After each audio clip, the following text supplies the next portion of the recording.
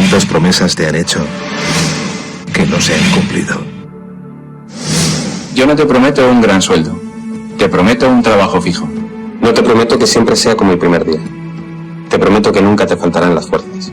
No te prometo que todos tus compañeros resistan. Te prometo que se puede llegar hasta el final. No te prometo personas importantes. Te prometo personas que no saben cuánto valen. No te prometo que vayan a hacer caso de lo que digas. Te prometo que querrás repetirlo una y otra vez. No te prometo la comprensión de los que te rodean. Te prometo que sabrás que has hecho lo correcto. No te prometo que te vayan a pedir ayuda. Te prometo que te necesitarán. No te prometo una decisión fácil. Te prometo que nunca te arrepentirás. No te prometo un trabajo perfecto. Te prometo formar parte de un proyecto inolvidable. No te prometo que siempre vayas a obtener resultados. Te prometo que tu trabajo dará mucho fruto. No te prometo que vayas a tener grandes lujos. Te prometo que tu riqueza será eterna. No te prometo que siempre vayas a poder ser valiente. Te prometo que tu amor será más fuerte que el mío. No te prometo que puedas acabar con el dolor, el sufrimiento y la injusticia. Te prometo que estés donde estés, llevarás esperanza. No te prometo el reconocimiento del mundo. Te prometo una palabra eficaz. No te prometo seguridades humanas. Te prometo la certeza de que has sido elegido. Y te prometo que alimentarás al mundo.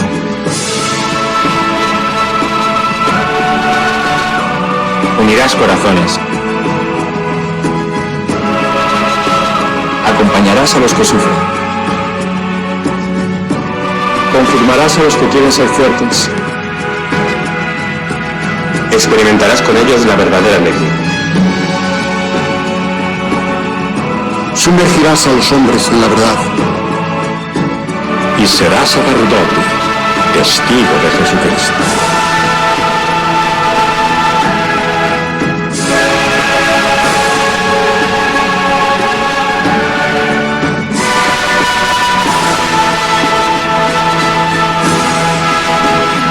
No te prometo una vida de aventuras. Te prometo una vida apasionante.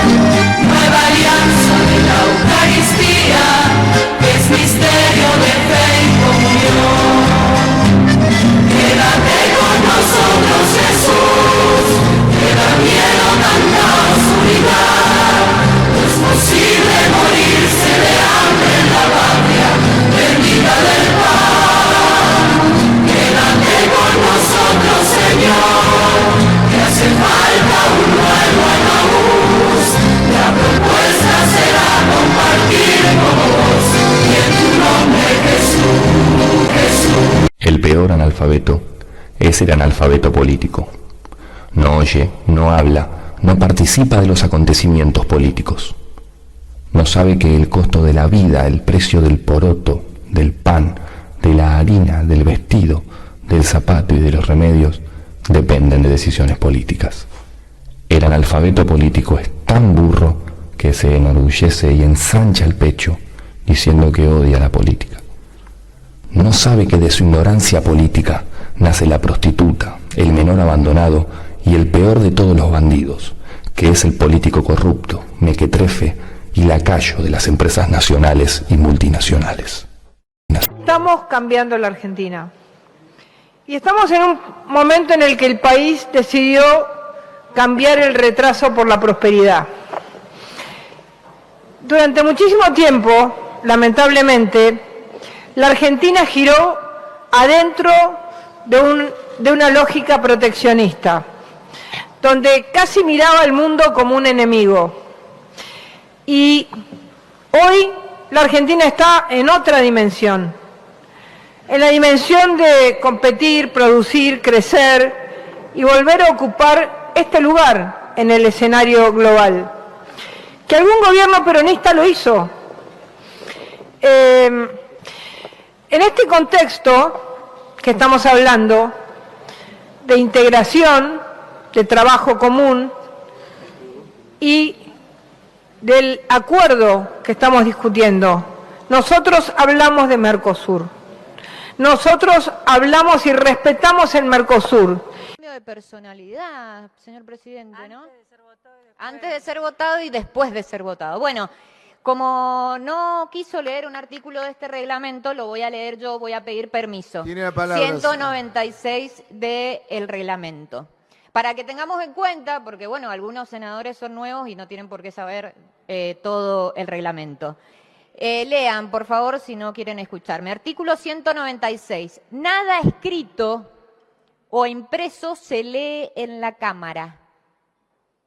Son excepciones a tal regla la lectura del acta cuando hubiera comunicaciones y demás expresado por el 187 y la que en casos previstos en el artículo 163 pueden hacer los senadores de sus exposiciones por un lapso máximo de 5 minutos. Lo que quiero decir con esto, señor presidente, que usted para ordenar este debate no puede dejar leer un discurso completo como hizo la presidenta del bloque recién y algunos senadores. Le pido por favor que cumplamos con el reglamento, el artículo 196 de esta Cámara, y llame la atención cuando eso suceda, porque la verdad que inserten y seguimos hablando si tan preocupados están por el tiempo de las votaciones. Muchas gracias. Gracias, senadora Anabel Fernández Agasti. Le comunico que... No, yo me puedo dirigir a quien quiera por el reglamento. Patricia, léelo. Entonces, lo que quiero es decirle que hay previsiones y dentro de las previsiones está la lectura. ¿Por qué está la lectura dentro de las previsiones? Y le muestro lo otro, que tiene rango constitucional. ¿Vio? Reglamento, Constitución, el reglamento tiene rango constitucional, no viole más el reglamento, pues está violando la Constitución. Gracias, presidenta. Mire, le pedí una interrupción al senador, que es miembro informante, no me la dio. Podría haber hecho una cuestión de privilegio porque el reglamento me lo concede, me autoriza. No lo hice porque la verdad que no es mi ánimo.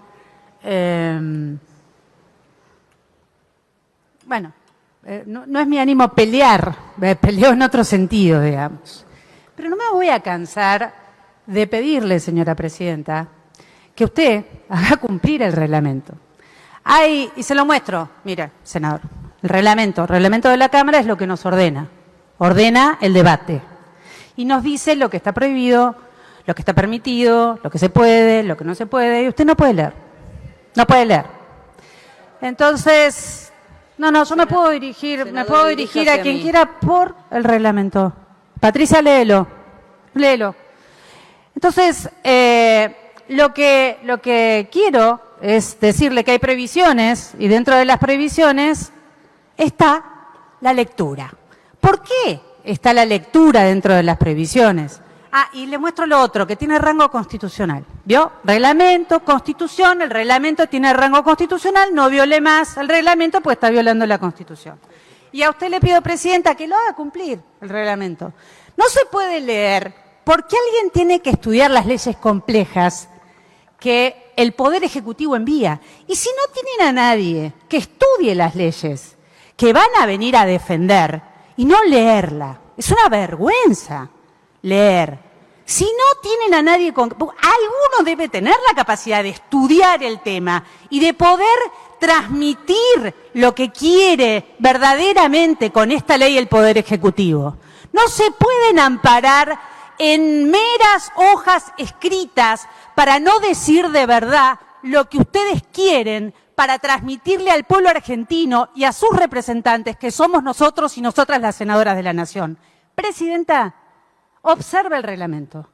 Le pido, por favor, tiene rango constitucional y usted lo tiene que hacer valer. No hubo una, debe haber leído el 98% de las palabras que la versión taquigráfica, pídanle, ni hagan trabajar a la versión taquigráfica, que le pidan lo que escribieron. Gracias, Presidenta.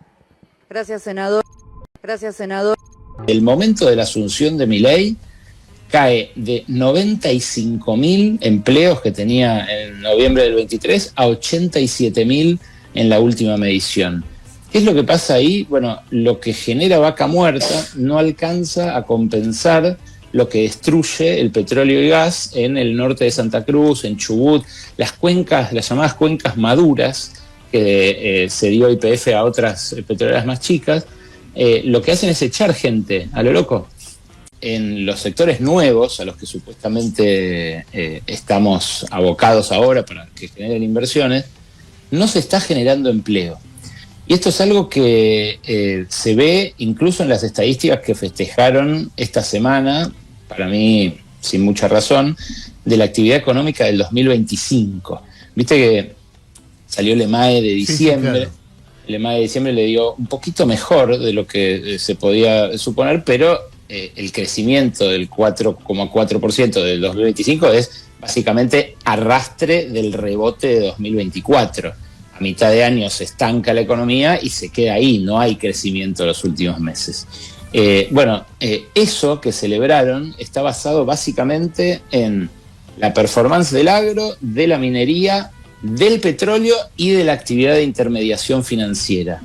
Ahora, si vos hacés foco concretamente en minería y petróleo, y lo hizo Dani Steingart desde la Fundación Fundar, que no es precisamente enemiga de la minería, muy por el contrario, ahí está todo el culfismo prominero, perforador, que estaba en el gobierno de Alberto Fernández, que de hecho chicaneaba a los ambientalistas con argumentos parecidos a los que ahora usa el gobierno.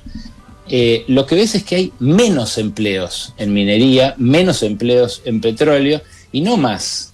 Fíjate el primer gráfico que traje para compartir, lo que se ve es que desde el momento de la asunción de Milei cae de 95.000 empleos que tenía en noviembre del 23 a 87.000 en la última medición. ¿Qué es lo que pasa ahí? Bueno, lo que genera Vaca Muerta no alcanza a compensar lo que destruye el petróleo y gas en el norte de Santa Cruz, en Chubut, las cuencas, las llamadas cuencas maduras, que se dio YPF a otras petroleras más chicas. Lo que hacen es echar gente a lo loco, porque ahí hay un pasamanos que implica sacarles la última gota con mucho menos personal y con muchas menos máquinas a pozos que ya dieron lo mejor de sí. Y en cambio, en Vaca Muerta, las nuevas perforaciones son muy tecnificadas, muy robóticas. Entonces, lo que se genera de empleo ahí no alcanza a compensar lo que se destruye del otro lado.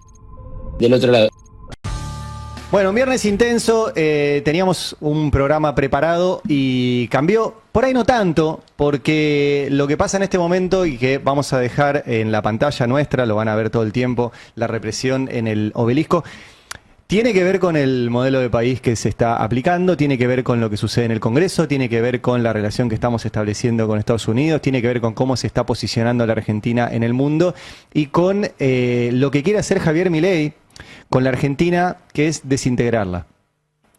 La desintegración es un concepto político, es un concepto económico y se utiliza mucho el término, por eso el editorial se llama así, una forma de balcanizar el país. Aquellos que tienen unos años más se acordarán, y a los que no les cuento, los Balcanes es una zona montañosa que separa Europa de Asia, y que fue una zona de mucho conflicto cuando nosotros éramos más jóvenes, en los 80, 90, y que terminó esos conflictos que tenían que ver con dinero, tenían que ver también con etnias, tenían que ver con cuestiones religiosas, pero sobre todo tenían que ver con comercio y posición geopolítica de las grandes potencias. Terminó con un montón de países partidos en pedazos según la conveniencia de alguna potencia económica. Y se conoció ese proceso como la balcanización. Entonces, cuando hablamos de conflictos, usamos ese término porque termina mal. Termina partiendo algo que estaba unido en pedacitos a los cuales lo revestís de autonomía, de libertad, de poder decidir sobre tus propios recursos, y en realidad lo que lo estás haciendo es mucho más vulnerable a los intereses o de otros países o de grandes corporaciones, que les es más fácil interactuar con una unidad más chiquita que interactuar con un país más poderoso. Ese es el problema de balcanizar un país, de separarlo, de desintegrarlo. Y lamentablemente estamos en ese proceso, y Milei hace rato, y es parte de su proyecto político, que no es improvisado, que quiere que la Argentina no sea un país integral, sino ahora, y es el capítulo que tuvimos ayer en el Senado, en el Senado, que tiene que ver con la ley de glaciares, pero que es mucho más profundo que eso, que voy a intentar mostrárselos ahora. Porque si nosotros entregamos como país nuestros recursos naturales, nuestro comercio exterior, a empresas de otros países que tienen vínculo con los estados de otros países, bueno, vamos a dejar de tener un país. Miren, yo sé que hoy todas las cámaras, y de hecho la nuestra también, va a estar en la represión en el Obelisco. Ahora, hoy hay una nota en el Destape de Sebastián Premisi, un gran colega, que viene siguiendo qué pasa con lo que mal se conoce como hidrovía. Hidrovía es nuestro río Paraná, técnicamente nuestra vía troncal navegable. Hidrovía es la empresa que tiene el control hace demasiados años ya de nuestro río. El río Paraná es el lugar por el cual salen más del 80% de nuestras exportaciones. O sea, el país depende de ese río. Y es un río que puede ser tranquilamente administrado por el Estado, controlado por el Estado, que el Estado cobre el peaje y que el Estado lo drague y lo balice, o sea, lo haga más hondo y lo señalice para que puedan pasar cada vez más barcos y podamos exportar cada vez más. El dragado tiene que ver con el calado que puede tener un barco. Si está mal dragado, el barco puede cargar menos porque se puede hundir menos y por ende podemos exportar menos. Hay que hacer trabajos de dragado, de balizamiento, todo eso es muy caro, obviamente. Y está privatizado hace muchos años. En una empresa que se llama Hidrovía, que en realidad no se llama Hidrovía. Esa empresa es de una multinacional belga que se llama Jan de Nul, pero que además ni siquiera está radicada en Bélgica, está radicada en Luxemburgo, en una guarida fiscal, donde no hay ni ríos, ni soja, ni vía navegable, ni argentinos. Es una guarida fiscal para no pagar impuestos. Y esa concesión se vencía. Durante el gobierno anterior hubo una discusión de si el Estado podía hacerse cargo de esto, que obviamente sí. Puede controlarlo el Estado e ir tercerizando, sí, las obras, las cosas que tenga que hacer, pero control del Estado. Y hoy se van a conocer los oferentes para quedarse de vuelta con nuestra vía troncal navegable. Ahí ya hay presencia de las Fuerzas Armadas de Estados Unidos. Hubo un convenio que se firmó durante el gobierno peronista, que se trabajó durante el gobierno peronista y que se terminó de aplicar ahora, que le permite al Cuerpo de Ingenieros de las Fuerzas Armadas de Estados Unidos tener presencia en nuestra vía troncal navegable. Y hay varias empresas, obviamente, pujando por quedarse con la hidrovía, tanto de Estados Unidos como de Europa, y había de China.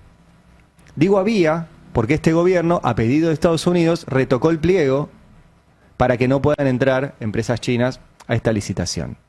Es uno de los temas que generó mucha tensión entre Mauricio Macri y Milei, porque Mauricio Macri estaba operando para que otra empresa que se llama Boskalis se quedara con eso, y obviamente Mauricio Macri se iba a llevar algo por esa gestión.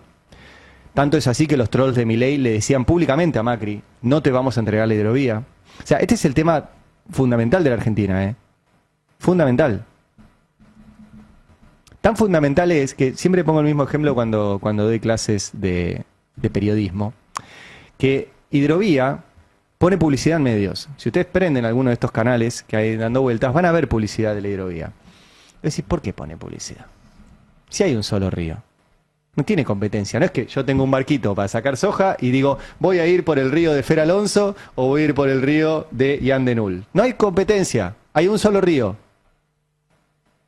¿Por qué ponen dinero esas empresas en los medios? Para que esto que yo estoy diciendo ahora no se diga. Para comprar el silencio. O para decir, solo lo puede manejar una empresa privada de origen belga radicada en Luxemburgo y no el Estado Nacional, que lo puede hacer perfectamente, porque es un río. Un río. Entonces perdés control sobre tus exportaciones, perdés control sobre el narcotráfico, perdés control sobre los puertos, perdés recaudación además, o sea, perdés por todo lado, perdés.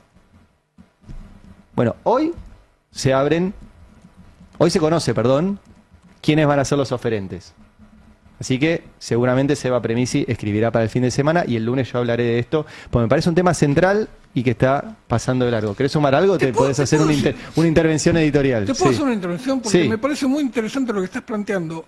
Solo recordar que es tan importante la navegación de este río que fue un hito de la soberanía nacional la Vuelta de Obligado. Exacto, exacto. La Vuelta de Obligado fue la defensa del Estado argentino de la propiedad de la navegación en ese río, cuando potencias extranjeras querían declararlo de libre navegabilidad. Exacto. Así que mirá si será trascendente el río. Tendría que haber una movilización ahí también. Posta que está en juego nuestro río, en nuestra vía troncal, nuestras exportaciones, o sea, todo está en juego ahí. Por eso, la Cámara está en el obelisco con la represión. Pero hay cosas que están pasando muy importantes. Y lo que está pasando en el obelisco ahora tiene que ver con la destrucción del empleo que venimos contando. Ayer hubo otra... Mira, no tenemos que repetir datos porque todos los días sale uno nuevo. Ayer salieron los datos del CIPA. El CIPA es el registro automático que hay cada vez que se contrata a alguien, se lo da de alta. Cada vez que se despide a alguien, se lo da de baja. Es un registro público, o sea, no hay discusión. No hay discusión. Y básicamente lo que muestra es que hay menos puestos de trabajo. Menos puestos de trabajo. Y lo loco no, lo que lo viene marcando Fer hace rato, es la dinámica de esto, que es que se aceleró a partir de octubre. Entonces, si en octubre, que había un riesgo Cuca, que iban a asumir y qué sé yo, y Milei perdía, había un montón de empresas que estaban aguantando para ver si la cosa cambiaba. Para ver si, después del resultado de septiembre en la provincia de Buenos Aires y un mal resultado a nivel nacional, el gobierno de Milei cambiaba su política económica. Bueno, no cambió. De hecho, ganó las elecciones. Y a partir de octubre, se aceleró el proceso de despidos, ¿sí?, de un montón de empresas que venían aguantándola. Sobre todo, chicas. Repito, 30 empresas por día, 400 trabajadores por día se quedan sin laburo, y muchos de ellos van ahí, al obelisco, volvamos ahí, solos además. Porque, como recién escuchamos a un trabajador de FATE, la CGT los abandona. Los abandona. Y buena parte de la dirigencia política también. También. Ayer habló Gustavo Weiss, que es el presidente de la Cámara Argentina de la Construcción. Contamos esta semana que hubo una reunión de Manuel Adorni con el G6, que son los representantes de las principales cámaras empresariales del país, y después salieron todos a hablar, a bancar al gobierno. Y ayer Weiss, que es, repito, el representante de la Cámara Argentina de la Construcción, que es el sector que más empresas perdió y más trabajadores perdió durante la gestión Milei. Escúchenlo. En términos personales, no digo que esta sea la opinión unánime de la Cámara Argentina de la Construcción en pleno. A Gustavo Weiss, ¿le gusta hasta acá el gobierno de Javier Milei? Nosotros hemos dicho reiteradamente como institución y también como miembro del G6 que tenemos que estamos totalmente de acuerdo y apoyamos fuertemente el rumbo, la macro ordenada, bajar la inflación, no gastar más de lo que uno recibe, no emitir moneda espuria. Todo eso hace a una economía sana y, como dije anteriormente, es lo que hacen todos los países del mundo. Estamos totalmente de acuerdo en eso. Cuando hablamos después de la micro, bueno, ahí podemos tener opiniones divergentes, podemos opinar distinto, podemos tener propuestas distintas, digamos, es un tema vinculado a la micro, pero el gran rumbo estamos totalmente de acuerdo. Es como decir, yo estoy en un barco y tengo ganas de ir para allá. Y el capitán del barco va tirando gente del barco. Y vos decís, bueno, pero yo quiero ir para allá. Sí, pero están tirando gente por la borda. O sea, no, bueno, pero había que ir para allá. Ajá, mira vos. Y lo tremendo de esto es que este tipo que representa la construcción, que está devastada, devastada, caída de venta de cemento, de pintura, de materiales de construcción, de madera, de muebles, todo devastado. Y obviamente muchísimos trabajadores que se quedan sin laburo. Y el representante de los trabajadores de la construcción, Gerardo Martínez, dice lo mismo que este tipo, porque integra el Consejo de Mayo y acompaña y legitima todo lo que hace este gobierno. Y ayer vi una foto de Matías Baglietto, que es un fotoperiodista, y no me voy a cansar nunca de decir qué maravilloso que es el fotoperiodismo. Porque quiero que vean la foto que logró. Esto es una foto, no es inteligencia artificial. Esto es una foto de Matías Baglietto, fotoperiodista, que es espectacular, porque no hay nota periodística que pueda hacer esto que hace esta foto. Es Gerardo Martínez, el representante de los trabajadores de la construcción de la UOCRA, integrante de la mesa del gobierno, de la mesa esta del Pacto de Mayo, caminando por la calle, y lo enganchó justo con un cartel de una fábrica, de un lugar que creo que es de muebles, veo muebles ahí, que dice Mega Sale, 70% off en efectivo o débito. Posta que qué maravilla lo de Matías Baglietto, porque está todo en esta foto. O sea, el tipo que representa la construcción, que está destrozada, en un local que está rematando los muebles porque no venden nada, pero la simbología de el representante sindical que es barato, ¿sí? Está en oferta. Es absolutamente maravillosa esta imagen, triste, porque el representante de los trabajadores de la construcción debería ser un tipo muy preocupado por lo que pasa. ¿Sí? Estamos cerca de los 100.000 trabajadores de la construcción que se están quedando sin laburo. Directo. Porque después tenés los indirectos. Porque los de Ilva, por ejemplo, que están ahora en el Obelisco, no cuentan como trabajadores de la construcción, cuentan como ceramistas, pero laburan para la construcción. Si no hay construcción, también se quedan sin laburo ellos. No, esta es la imagen de este tipo, me pareció una cosa maravillosa. Y yendo a lo que se discute en el Congreso, la construcción es lo que genera un laburo importante. Una cantidad de trabajadores importantes, directos e indirectos. La minería, que es importante en términos económicos, tenemos que ser un país con un desarrollo minero, con inversiones mineras, con exportaciones de oro, de cobre, de litio, de tierras raras, todo eso recontra sí, pero genera el 1,4% del empleo en la Argentina. Ponele que haya muchas inversiones mineras, ¿a cuánto puede llegar? ¿A duplicarse?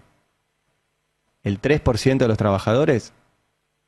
Genera muchos puestos de trabajo. Entonces hay que discutir otras cosas. Hay que discutir otras cosas, que es qué minería, cómo, cuánto le queda a la Argentina, si se industrializa acá, si genera empleo indirecto, si genera exportaciones, etcétera. Nada de eso se discute. Simplemente ayer había un montón de senadores diciendo que viva el federalismo. Que viva el federalismo. Déjennos a nosotros decidir sobre nuestros recursos naturales. Déjennos decidir a nosotros qué hacemos con nuestros glaciares y con nuestra agua, porque nosotros necesitamos que vengan inversiones mineras para generar puestos de trabajo en nuestra provincia. No alcanzan los puestos de trabajo que genera la minería para salvar ni una provincia ni un país de esta forma. De esta forma. Y el caso, la verdad que lo dijo María Caferata ayer, el caso que explica la ridiculez de todo esto es el caso del río Atuel entre Mendoza y La Pampa. Es un río que pasa por Mendoza y pasa por La Pampa. Mendoza le clavó una represa, entonces secó a La Pampa. Si los recursos naturales son de cada provincia y cada provincia hace lo que quiere, bueno, la que esté más arriba va a arruinar a la que está más abajo. ¿Eso es federalismo de verdad? ¿Es federalismo que una provincia pueda arruinar a la provincia que está al lado? Entonces, y es un caso que lleva muchos años, que la Corte Suprema se metió, etcétera, Pero federalismo es que el Estado Nacional se siente, en este caso con Mendoza y con La Pampa, y busquen una solución. Si Mendoza necesita una represa, veamos qué represa, veamos qué caudal tiene que bajar, veamos una solución integral. Eso es un país federal. No es federalismo que una provincia le pueda cortar el agua a la otra porque cada provincia decide sobre sus recursos naturales. Y hay un interés muy fuerte de Estados Unidos en todo esto. Y no es teoría conspirativa. Les voy a mostrar ahora las declaraciones del embajador de Estados Unidos, las declaraciones del secretario de Estado de Estados Unidos, las disposiciones de Donald Trump para que las empresas de Estados Unidos paguen coimas y se queden con los minerales argentinos, y el acuerdo que firmó hace nada nuestro canciller Pablo Quirno con Estados Unidos de entrega a nuestros minerales. Digo, ese es el contexto de la ley de glaciares de ayer. No 2 o 3 senadores haciendo federalismo para ver si renuevan la próxima vez que haya una lista de senadores en su provincia. Pone al embajador Peter Lamelas hablando y mostrando incluso él los efectos que va a tener esta balcanización de la cual les estoy hablando de la Argentina. Mirá. Todavía no decidimos en qué orden, pero Córdoba es muy importante, Mendoza, todas las provincias son importantes. Y yo quiero recorrer las provincias. El otro embajador que estuvo aquí antes de mí fue a las provincias. Pero yo creo, yo voy a recorrer la provincia a conocer los gobernadores. Porque aquí no es solamente Buenos Aires. Los gobernadores importan, son clave.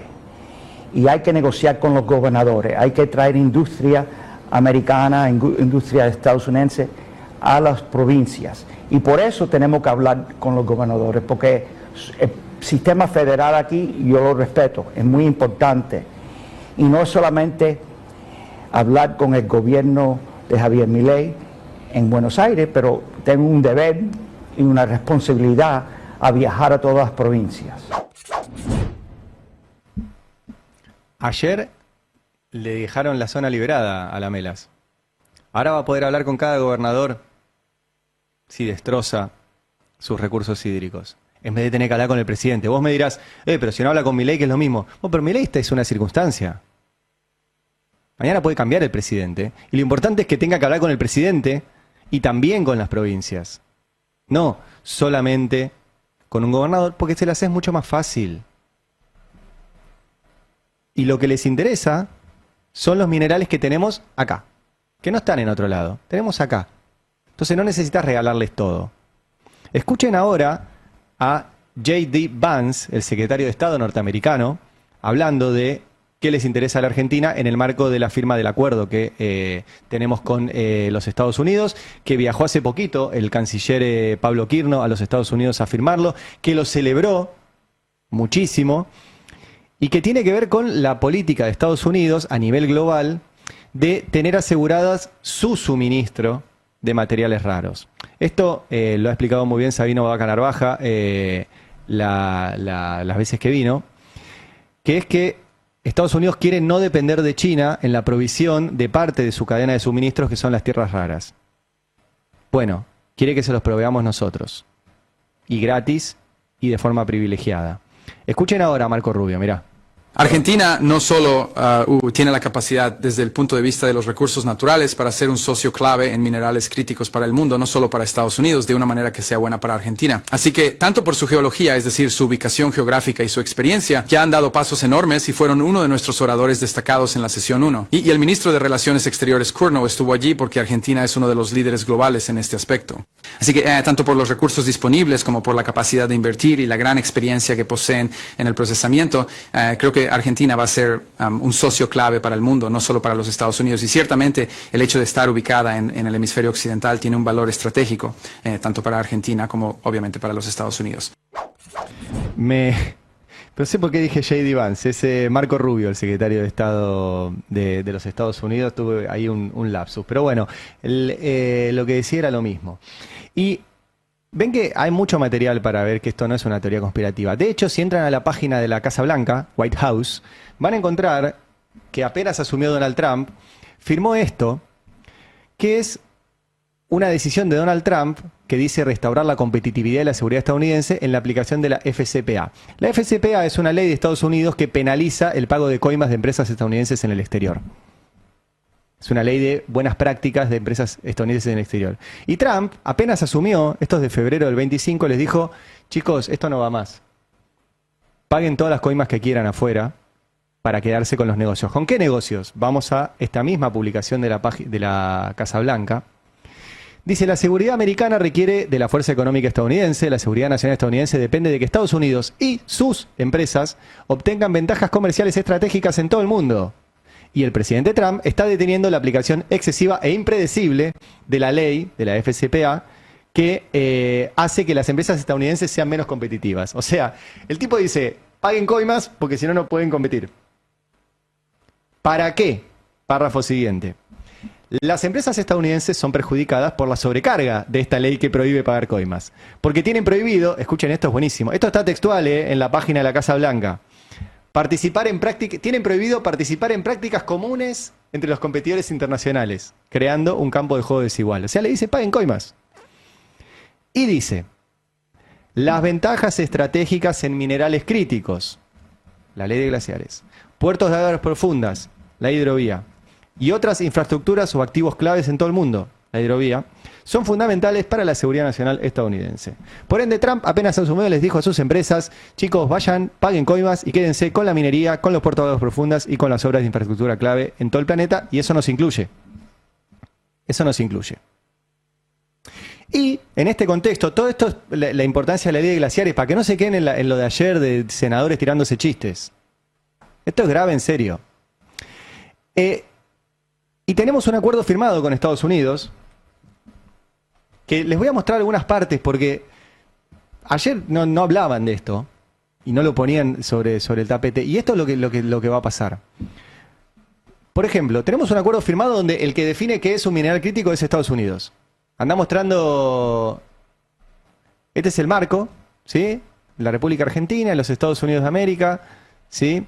Reconocen la importancia, ahí está, mirá, artículo 1, definición. A los efectos del presente acuerdo se entenderá por minerales críticos aquellos incluidos en la lista de minerales críticos del Servicio Geológico de Estados Unidos. Ni pintamos nosotros. Lo que para nosotros sea crítico, no importa. Esto firmó nuestro canciller, ¿eh? Esto firmó nuestro canciller. Pone ahora sí la portada, ahí está. Dice, reconocen la importancia estratégica de los minerales críticos para la seguridad energética, la seguridad nacional, la innovación tecnológica y la competitividad industrial. Y dicen, desean acelerar el desarrollo de mercados diversificados, líquidos y equitativos de minerales críticos mediante el uso de instrumentos de política económica e inversión coordinada. ¿Qué es esto? Vamos a ver el detalle del acuerdo. Pone el siguiente punto. Aseguramiento de suministro. Aseguramiento de suministro. Los participantes tienen la intención de intensificar sus esfuerzos de cooperación para acelerar el aseguramiento del suministro de minerales críticos necesarios para respaldar la fabricación de tecnologías de defensa. Esto es lo que les decía recién. Estados Unidos quiere que China no le pueda frenar la fabricación de materiales de defensa, así que se lo vamos a dar nosotros. Así como sus respectivas bases industriales, incluso mediante el aprovechamiento de instrumentos de política existentes, como el RIGI. El RIGI. Ahora voy a hablar del RIGI. Siguiente, inversión de minería y procesamientos. Dicen que la finalización de acuerdos de compra garantizada, seguro, fabricación regulatoria, etcétera, y la selección de proyectos. Los participantes tienen la intención de identificar conjuntamente proyectos de interés con el fin de abordar brechas en las cadenas de suministro prioritarias. O sea, Estados Unidos nos va a decir en qué avanzar y en qué no. Seguí porque quiero hacer un comentario sobre esto de defensa. Porque, ¿qué vamos a proveer? Materiales críticos. ¿Para qué? Para tecnologías de defensa. Eso dice el convenio. Ayer, hago un paréntesis, pero es importante. Ayer Anthropic, que es una de las grandes empresas de inteligencia artificial, que es proveedora del Estado norteamericano, que coincide con la ideología de Estados Unidos, que dice que está orgullosa de ser proveedora de tecnologías de defensa para combatir a los chinos, a los socialistas y la mar en coche y cuidar el defensa. O sea, una empresa muy yanqui. hizo pública una carta que se las quiero mostrar, de Darío Amodei, que es su CEO, donde le dice al Departamento de Guerra de Estados Unidos, hasta acá llegamos. Dice que no están dispuestos a proveerle tecnología de defensa a Estados Unidos que tenga que ver con 2 puntos. Espionaje masivo de ciudadanos norteamericanos y armas que sean absolutamente autónomas. O sea, que decidan cuándo dispararse, a quién matar. Ahí ven, ¿ves? No vamos a intervenir en vigilancia doméstica masiva y más abajo dicen en armas autónomas. ¿Qué es lo nuevo? Es lo que explicaba Nico Lantos ayer, les recomiendo que vean su podcast también, que está en el YouTube del Destape, sobre los agentes, sobre esta nueva capa de inteligencia artificial, que, ahí ven que dice armas totalmente autónomas. O sea, vamos a ser los proveedores de un país que quiere hacer vigilancia doméstica masiva y armas totalmente autónomas. Y una empresa de IA absolutamente alineada ideológicamente con Estados Unidos dice, hasta acá llegué. Esto no. Y además se expone a todas las demás que no están haciendo esto. O sea que hay empresas que sí están yendo adelante. Pero esto que son los de cloud, capaz que alguno de ustedes lo usa, la IA, cloud, o cloud, no sé cómo se pronuncia, le dijeron, che, no, basta. Nuestra ética llegó hasta acá. No te voy a proveer para que tengas un misil que diga, uy, se me ocurrió matar a tal, y la propia inteligencia artificial vaya, se dispare y mate a alguien. Entonces, nosotros como país, ¿vamos a ser proveedores de eso? A los senadores que votaron ayer, que un gobernador puede decir, acá hago lo que se me cante y mando todo a Estados Unidos. ¿Vamos a ser proveedores de eso? Los temas son más complejos que un chiste de Luis Juez. Vuelvo al acuerdo de Estados Unidos con Argentina, porque, por ejemplo, nosotros en este acuerdo nos comprometimos a avisarle a Estados Unidos cuando encontremos un yacimiento. Posta, Información temprana prevista. El gobierno de la República Argentina tiene la intención de proporcionar a Estados Unidos información relativa a licitaciones y proyectos potenciales en Argentina tan pronto dicha información se encuentre disponible. El gobierno de Argentina realizará sus mejores esfuerzos para alentar a los gobiernos subnacionales, a las provincias, a proporcionar esta información tan pronto como sea posible a fin de asegurar que las empresas con sede en Estados Unidos dispongan de tiempo suficiente para participar. ¿Ningún senador leyó esto, che? Esto es público. Le vamos a avisar a Estados Unidos y las provincias le tienen que avisar a Estados Unidos a través de su embajador, que las va a recorrer, cuando tengan un yacimiento para que vengan las empresas de Estados Unidos y se las queden. Tiene también un apartado, el acuerdo, para frenar las inversiones chinas. El punto 4, prácticas comerciales desleales le llaman. Cada vez que lean eso, es que no quieren que entre China. Cada vez que lean eso es simplemente la cláusula china que ponen en todos los acuerdos. Y después, en el acuerdo, estaba el pedido explícito de la ley de glaciares. El punto 3 dice, los participantes tienen la intención de implementar medidas destinadas a acelerar, simplificar o desregular los plazos y procesos para el otorgamiento de permisos, incluidos aquellos necesarios para la minería, separación y procesamiento de minerales críticos dentro de sus respectivos sistemas regulatorios internos, de conformidad con sus respectivas leyes aplicables. ¿Qué hizo ayer el Congreso? Sancionó una ley que dijo que va a acelerar, simplificar y desregular los plazos y procesos para el otorgamiento de permisos, porque un gobernador va a poder decir adelante sin que nadie lo controle. ¿Qué? ¿Querías sumarme algo? No. Hacemos editorial intervenida, Sí, pero no, vale porque la pena. Porque hubo una crítica muy sistemática el día de ayer de que hay un exceso de porteñismo y ambacentrismo. Sí. Pero lo que va a darse, de hecho, va a ser una competencia flexibilizadora entre las provincias para ver quién atrae ese capital extranjero. Exacto. Y ese es el foco de la discusión, porque no es minería sí, minería no, sino que proyecto de desarrollo. No se establecen, por ejemplo, cláusulas de proveedores locales No, nada. para que vos traigas esas inversiones. Lo que se va a dar, de hecho, es que cada una de las provincias que tienen intereses en atraer esos dólares vayan a ir desregulando cada vez más, Clave eso. porque las mineras y las empresas extranjeras le van a pedir cada vez Clave. más. Y eso tiende a cero, El ejemplo son las guaridas fiscales. ¿Qué hicieron las guaridas fiscales? Un país le decía, ¿cuánto te cobran en tu país? 35% de ganancia, yo te cobro 20. Bueno, iban ahí. El de al lado dijo, ese 20, yo 15. 15, yo 10. Terminó en cero. Tiende a cero. Pero hay una diferencia con la minería, que es que una minera te puede poner todas las condiciones que quiera, pero tiene que venir a buscar el mineral acá. Es al revés, vos pones las reglas. ¿Necesitamos las inversiones? Las necesitamos. Si tenemos la plata, no la tenemos. Ahora, de ahí a regalarlo, es otra cuestión, porque de hecho los países no la regalan. Quiero mostrar eso porque en estos días Caputo, en medio de esta discusión, anunció que se viene un emprendimiento de Lundin Mining, ¿sí? Importante, Glencore, una de las empresas más importantes del mundo. No, esta es la de Glencore. Había una de Lundin Mining, pero no importa, es lo mismo. Y Kirno anunció también proyectos de RIGI con el litio. Hoy aprobamos el primer RIGI minero, el cuarto proyecto RIGI aprobado por más de 2.500 millones de exploración, etcétera, de una de las mineras más grandes del mundo, Río Tinto. Si ustedes entran a las páginas de estas mineras, de Río Tinto, de Glencore, de Lundin, van a ver que operan en todo el mundo. Y el mundo no les da las ventajas que les damos acá. Ni loco. Acá les dimos el RIGI. El RIGI es el régimen de incentivo de grandes inversiones, que voy a poner la placa con las características del RIGI, pero básicamente les regalan todo.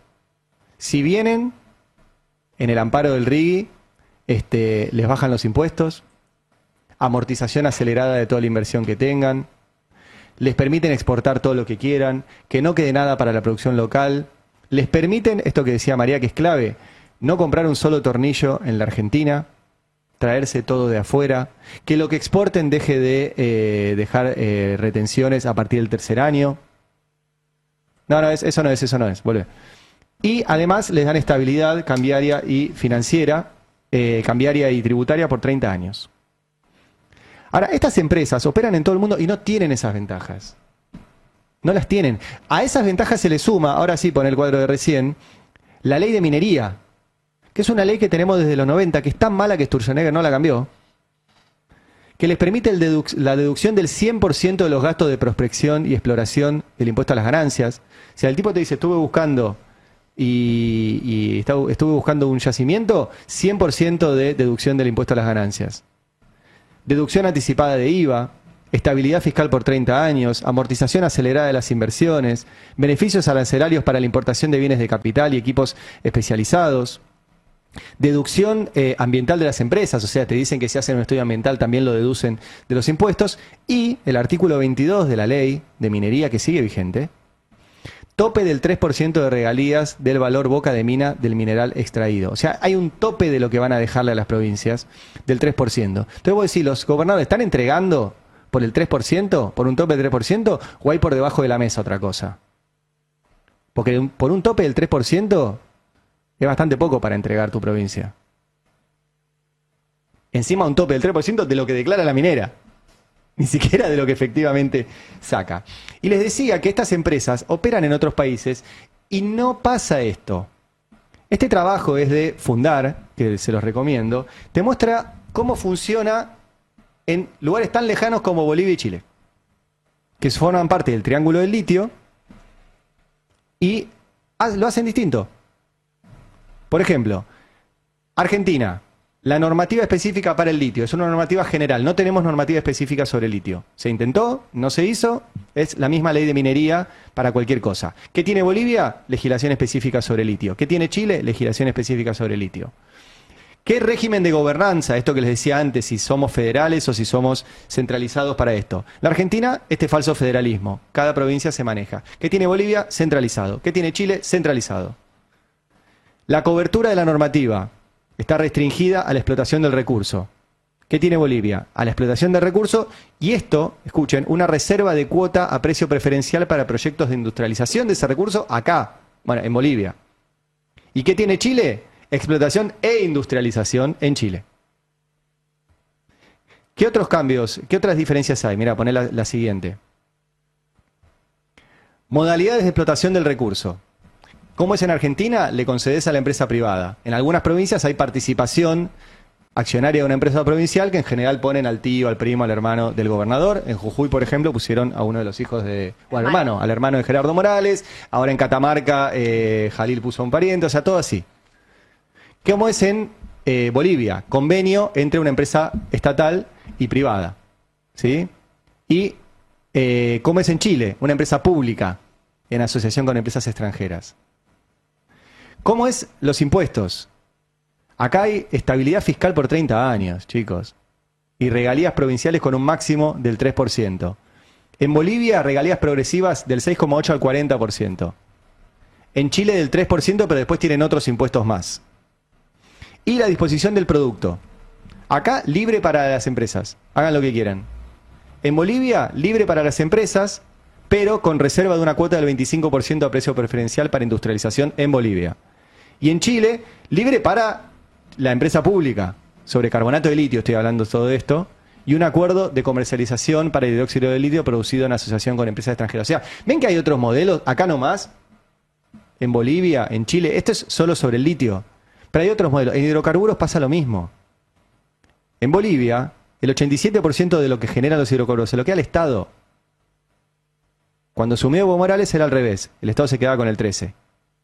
Y un día llegó y lo dio vuelta. Y dijo, che, esto no va más. Y ¿saben qué? No se fue ninguna empresa. Ninguna, ¿eh? Hay otras formas de hacer esto. Hay otras formas. No es simplemente entregar los recursos naturales con la excusa de un falso federalismo y que va a generar trabajo. No funciona así. No funciona así. Y repito algo. Una cosa es generar un régimen de promoción de industria para que alguien ponga una fábrica de zapatillas acá. Y sí, la fábrica de zapatillas la puede poner acá, en Brasil, en Taiwán, en donde se le cante. Da lo mismo hacer una zapatilla. Ahora, la minería se puede hacer acá. No hay en Brasil tierras raras. No hay en Pakistán oro o cobre o litio. Hay acá. Entonces vos podés poner las condiciones de eso. Y sobre todo dejar de insistir con esta idea y no nos acusen de palermitanos. No es federalismo esto. Que cada gobernador quede atado a una reunión con el embajador yanqui para decidir si le entrega un recurso hídrico a una minera de origen yanqui a cambio de nada o de lo que obtenga por debajo de la mesa, eso no es federalismo. Eso no es federalismo. De verdad. De verdad. Bueno, todos los días estamos reflejando, lamentablemente, el cierre de pymes, de grandes empresas, de kioscos, que están reflejando la crisis de consumo, no hay dinero en la calle, y diariamente lamentablemente lo reflejan los oyentes, las estadísticas, la realidad, los títulos de tapa del diario del interior del país. Y para hablar, anoche Raúl Jutin, empresario desde hace 70 años, ¿no?, en la Argentina, reflejaba con una impotencia, con lágrimas en los ojos, el terrible momento que viven las pymes de la Argentina. Para hablar de este tema, con alguien que conoce desde adentro mucho, que realmente batalla por el tema de las pymes, que es Adrián Mercado, un gran conocedor de todo este tema. ¿Qué tal, Adrián? Buen día, ¿cómo está? ¿Qué tal, Gustavo? Bien, aquí estamos, te estaba escuchando recién y también anoche estaba viendo tu programa y bueno, sí, doy totalmente fe de todo lo que dijo Raúl porque lo conozco, le he vendido a través de años anteriores algunas que otras máquinas que él tenía y me ha comprado en alguna que otra subasta, así que coincido 100% con todo lo que él dijo y bueno, triste y angustiado como todo argentino, Gustavo. ¿Y cómo, a lo largo y a lo ancho de la Argentina, Adrián, que ustedes tienen una gran presencia, ¿no?, y están permanentemente junto a las pymes, ¿cómo vivís este momento? ¿Qué es lo que está pasando en el día a día? ¿Cuántos pedidos por día te llegan? Me imagino, qué sé yo, pedidos urgentes, quiebres, cierres. ¿Cómo se vive esta situación? ¿Cómo lo estás viviendo? Vos no sé si te acordás, pero nosotros hablamos en febrero del 2024. Sí, claro.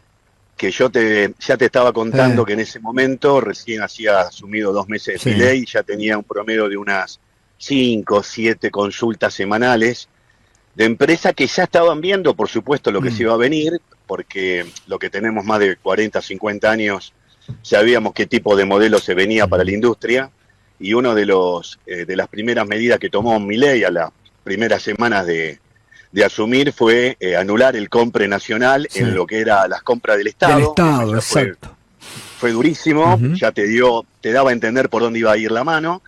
Y bueno, de esas 4 o 5 empresas que me estaban llamando por día, que yo trataba de aconsejarlas que si realmente La vía era, bueno, cesar esa actividad, si bien no le estaba yendo mal del todo, porque recién arrancaba la cosa, pero que iba camino a eso, que se apuraran lo antes posible, porque todavía teníamos la posibilidad de que todas esas maquinarias que tenía ahí adentro podíamos tener alguna posibilidad de defenderlas y sacarle un poco de plata, de dinero, más que temprano que tarde, y algunos lo hicieron y pudieron defenderse un poquito más ese capital, y hoy tenemos un promedio de unas 25, 30 pymes por semana que nos están llamando, y lo lamentable de todo esto, Gustavo, que no hay compradores para esas máquinas. Ah, mira. Claro. Eso es lo más triste, porque... Claro, porque todos están en la pueden misma vender. situación. Están todas en la misma situación. Y entonces vos cuando le vas a tasar cuánta plata tienen para que con ese dinero poder indemnizar a los empleados que tienen, no les alcanza ni para cubrir el 20, el 30% del personal que van a despedir. Claro. Y ni siquiera vendiendo la propiedad, porque si esa propiedad a lo mejor sirviera para una determinada función, que es lo que hoy por ahí se puede estar buscando, que son propiedades con una cierta cantidad de altura para estoquear productos que están entrando de China, importado, pero generalmente las fábricas, sobre todo las fábricas del interior, son fábricas o pymes que tienen una cierta altura de techo, que no pueden apilar productos porque están preparadas simplemente para fabricar, para tener una máquina y no pensando en una importación, porque así con esa idea se hicieron, ni siquiera pueden vender la fábrica el que es propietario de una fábrica, ni hablemos el que alquila una fábrica que ya está debiendo 2, 3, 4 meses de alquiler y no puede pagar. Y tampoco lo pueden echar porque tienen todas las máquinas dentro. Entonces hay como una, digamos, un nudo dentro de una situación que muchos no lo saben porque, claro, no tienen por qué saberlo, pero el que está uno todos los días visitando cuando uno lo llama, te dicen, tengo que vender todo esto porque tengo que dejar la propiedad, estoy debiendo 3 meses, 4 meses de alquiler, el dueño me está desalojando, pero ¿qué hago con todo esto? Y lo más triste que le tenés que decir, tenés que llamar a un chatarrero y tirarlo por chatarra, porque no te lo va a comprar nadie. Entonces estoy diciendo más no que sí. Y bueno, la realidad, Gustavo, es muy, muy triste porque ni hablar lo que está pasando en el interior. Yo te estoy diciendo, Gran Buenos Aires, que todavía se puede defender un poquito, algo, pero las fábricas que están cerrando en el interior, no tenés compradores por ningún lado. Pero por ningún lado. Adrián, buen día. Juan Estrasnoy te saluda. Hola, buen día. Tu actividad de alguna manera permite anticipar un poco el pulso de lo que va sucediendo a posteriori, ¿no es cierto? Con este tipo de sectores industriales, pymes, etcétera. Y nosotros lo que estamos viendo es que hoy por hoy se ha acentuado el cierre de fábricas, el cierre de empresas, los despidos y suspensiones masivas, parates de planta. En función de todas estas consultas que vos nos contás, ¿qué palpás hacia adelante? ¿Que puede seguir profundizándose esta situación? Totalmente. Y en enero y en febrero, que muchos pudieron y tuvieron la suerte de irse de vacaciones, nosotros, la verdad, no pudimos hacerlo, y no porque no quisimos, sino porque tenemos trabajo, desgraciadamente tenemos trabajo. La cantidad de llamados que hubo entre enero y febrero fue terrible, para poder atenderlos y poder ir a asesorarlos, y a decirles una realidad que es cruel, porque tampoco te creen cuando vos le decís que lo que tienen ahí adentro, vuelvo a insistir, no les alcanza ni para pagar una o 2 indemnizaciones. Las pymes, las textiles ni hablar, ayer el relato de este hombre que estuvo ahí, lo vivo permanentemente, las empresas viales están desplomándose desde la obra pública de esas 3.500 horas que paró este gobierno apenas asumió, la industria de línea blanca, todo lo que está dirigido a la fabricación de electrodomésticos. Ferrum acaba de presentar un balance hace días atrás que tuvo pérdidas creo que alrededor de 8.000 millones de dólares en todo el año pasado, vendiendo al costo. Una locura lo que está pasando. Es tremendo y se va a acrecentar, pero muchísimo más. Pero claro, sí, el salario de la gente nunca va a poder estar a la altura de las circunstancias para poder comprar. O sea, ya está. Y lo que viene importado, por más barato que venga, tampoco lo van a comprar. Porque es una necesidad. Uno, lo primero que va a hacer es poder tratar de comer o pagar el alquiler, el que tiene un alquiler. Y por más ropa barata y por más cosas que entre barato, va a llegar un momento que ni eso se va a vender. Sí, es dramático, es dramático. Sí, anoche Raúl decía que preveía que para fines de este año 30.000 empresas menos que había, con lo que eso significa en el aumento de los desempleados, ¿no? No, pero, a ver, Gustavo, pero aparte otra cosa, yo lo que digo es, si este gobierno hubiera venido con intenciones de corregir, está perfecto. Yo creo que hubo cosas que se hicieron mal en el gobierno pasado y había que corregir, pero no a destruir. Claro. Esta gente está destruyendo. Sí, sí, sí. O sea, esto es peor que una pandemia, porque el gobierno anterior, si bien hizo cosas que a lo mejor se tendrían que haber corregido, pero por lo menos en pandemia, el gobierno estuvo presente con las pymes. Total. O sea, no aumentaba la luz, no aumentaba la gas, congeló todo lo que era servicios. Esta persona vino a destrozar la luz, subió entre 350% en 2 años. Sí. ¿Qué necesidad? Claro. 600% aumento de gas que hubo para los negocios, las pymes, todo. ¿Qué necesidad? O sea, ¿qué arreglo había entre los grandes empresarios para llegar a todo, a subirlo tan bruscamente? ¿Con intención de qué? Solamente de cuidarlos y defenderlos a 4, 5, 10 que son los que se llevan la torta, nada Sí, más. sí, y lo que ve muy bien lo que estás marcando, Adrián, porque lo que uno ve que son todas medidas para favorecer a los grandes, ¿no? Y le sacan, por ejemplo, los impuestos a los yates y a los autos de lujo y tienen que pagar impuestos a las ganancias los laburantes. Esto, ahí te marca lo que es este gobierno y para quién gobierna, ¿no? Y destruye la producción nacional, en todos los sentidos.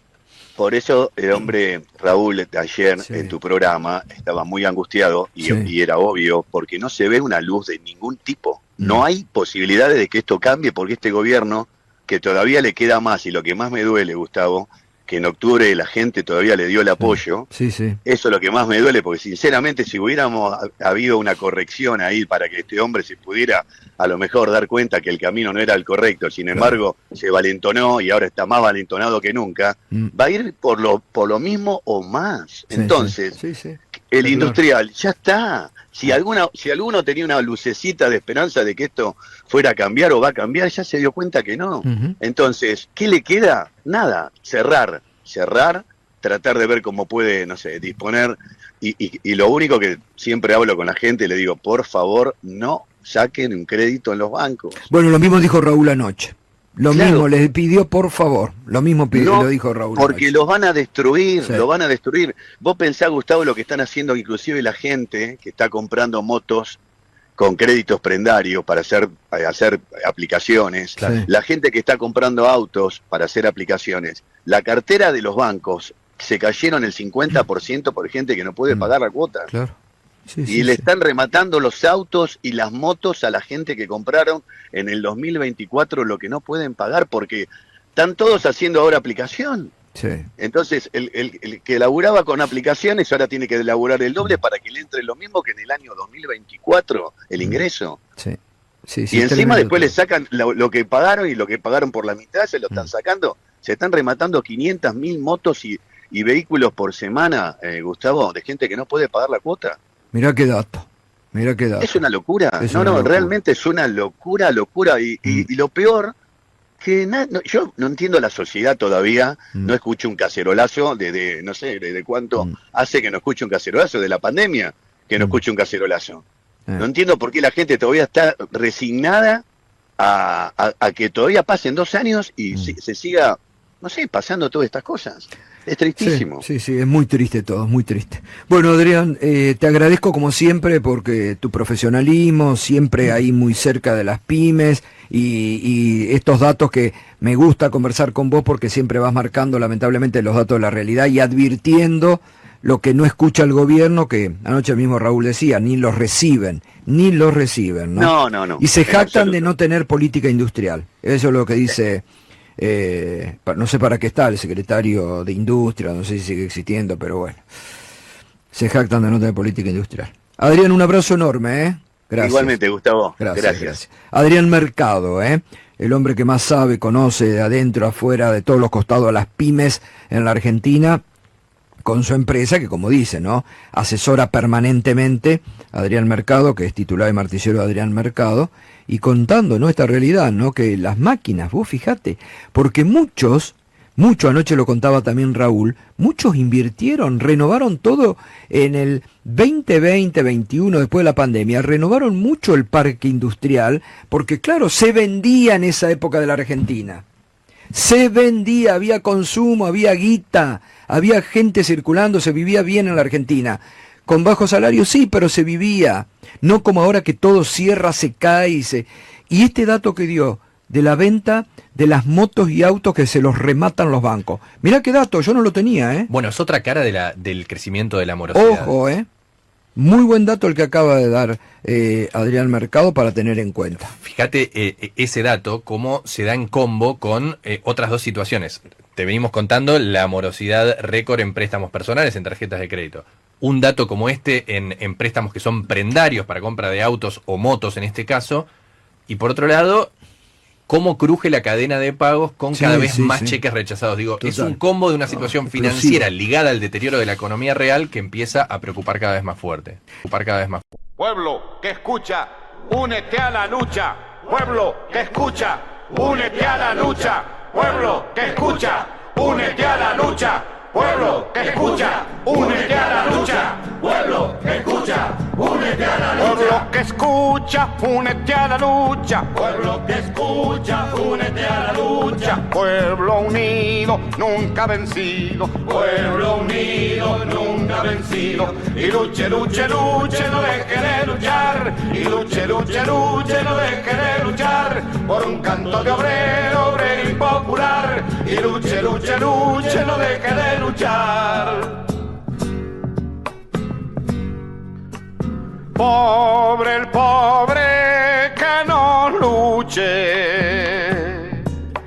siempre callado nomás. Le han de robar su guitarra,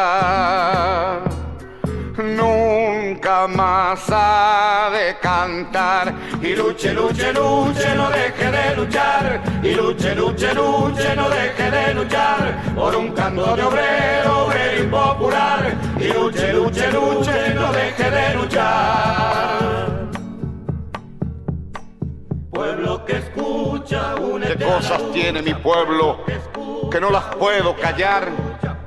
Cualquiera viene y le ofende y él calladito nomás. Pero guarda al que trampea, pero guarda al que le miente, porque mi pueblo no es tonto, porque mi pueblo es valiente, porque mi pueblo algún día cuando la sangre reviente habrá de salir cantando con un fusil en la frente.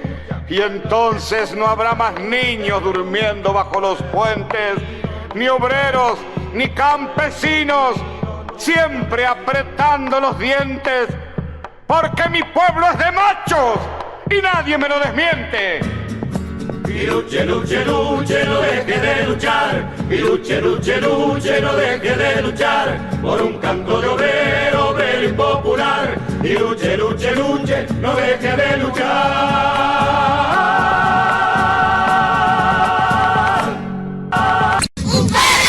Unido, jamás será vencido. Pueblo unido, jamás será vencido. Un pueblo unido.